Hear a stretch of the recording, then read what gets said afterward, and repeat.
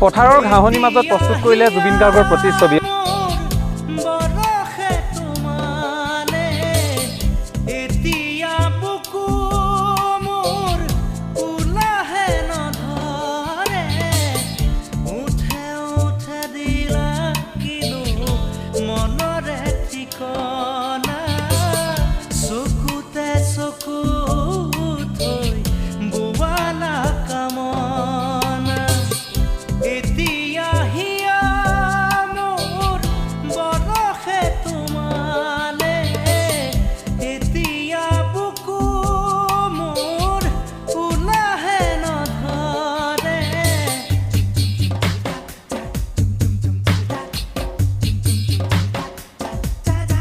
অৰ্থাৎ পথাৰৰ ঘাঁহ কাটি কাটি প্ৰস্তুত কৰি উলিয়ালে প্ৰাণৰ শিল্পী জুবিন গাৰ্গৰ প্ৰতিচ্ছবি। যি দৃশ্য দেখিলে আপুনিও আচৰিত হ'ব। আৰু এই কাম হয়তো অসমৰ কোনেও বৰ্তমান সময়লৈকে কৰা নাই, যিটো কৰি দেখুৱাইছে নাজিৰাৰ নমাটিৰ যুৱক দীপজ্যোতি গগৈ। আৰু দীপজ্যোতি গগৈৰ হাতৰ পৰশত প্ৰাণ পাই উঠিছে প্ৰাণৰ শিল্পী জুবিন গাৰ্গ। যি ছবি দেখিলে আপুনি আচৰিত হ'ব। এডৰা পথাৰত মাজত ঘাঁহ কাটি কাটি সেই ঘাঁহবোৰৰ এনেকুৱা সুন্দৰকৈ সজাইছে। তাৰ মাজতেই এডৰা পথাৰৰ মাজত আপোনালোকে দেখিব প্ৰাণৰ শিল্পী জুবিন গাৰ্গৰ প্ৰতিচ্ছবিক তেওঁ প্ৰাণ পাই তোলাবলৈ চেষ্টা কৰিছে।